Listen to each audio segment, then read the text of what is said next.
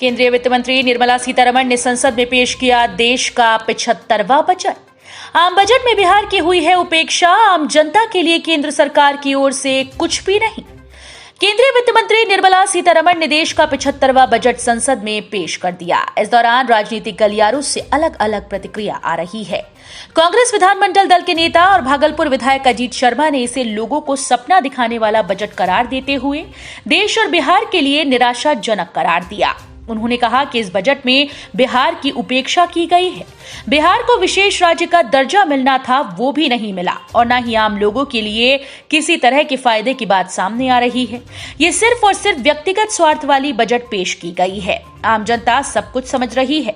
साथ ही विधायक अजीत शर्मा ने यह भी कहा कि ये रणनीति केंद्र सरकार की ज्यादा दिन तक नहीं चलने वाली। जनता सब कुछ समझ रही है, उसे 2024 के चुनाव में इसका जवाब देगी और सत्ता से उखाड़ फेंकेगी। उपेक्षित रखा गया जो बजट आया उससे बिहार को। बजट पूरे देश की उपेक्षित रखा गया, बिना निराशाजनक है।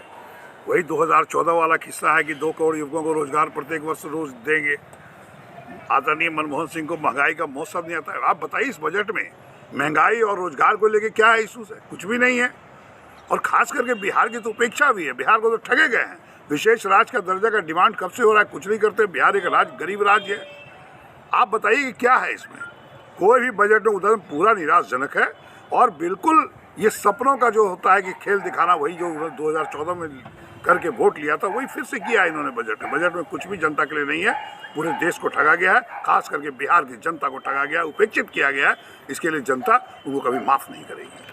50 एयरपोर्ट की बात भैया, आप तो वो तो सब विभाग दिखाने वाली बात है। 50 करेंगे। भागलपुर तो हमने लिखा था और आदरणीय मंत्री वहाँ सिंधिया जी ने जवाब दिया कि साहब अभी वहाँ पर नहीं हो सकता, जबकि गौराटी में जमीन है पड़ी हुई।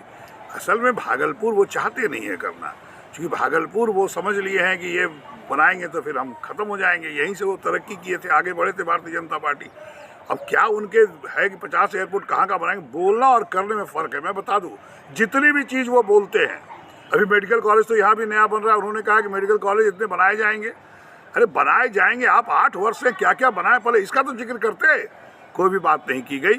पूरी बिहार को उपेक्षा की गई। पूरे देश की जनता को ठगाव महसूस कर रहा है। कोई बजट में किसी गरीब लोगों के लिए कुछ भी नहीं है, अमीरों के लिए भी कुछ नहीं है। कोई किसी के लिए कोई बजट में कोई प्रावधान नहीं है। सिर्फ अपनी रोटी सेकने का काम वो कर रहे हैं। इस बजट का असर चुनाव तो अलग इशू है, लेकिन बजट क्या होता है? पूरी जनता को देखना पड़ता है। उनको शिक्षा की व्यवस्था देखनी पड़ती है, महंगाई कम करने के लिए बजट होना चाहिए, रोजगार देने के लिए बजट होना चाहिए। ऐसा इस बजट में कहीं कुछ नहीं है। इसलिए आप चुनाव की बात कर रहे हैं। जनता ठगा महसूस कर रही है, उपेक्षित महसूस कर रही है। निराशाजनक बजट है पूरी जनता देश के लिए। इसलिए जनता को तय करना होगा। अगर इस तरह की सरकार रहेगी और जनता की उपेक्षा होती रहेगी तो निश्चित तौर पर देश का भी विकास नहीं होगा और बिहार का भी विकास नहीं होगा।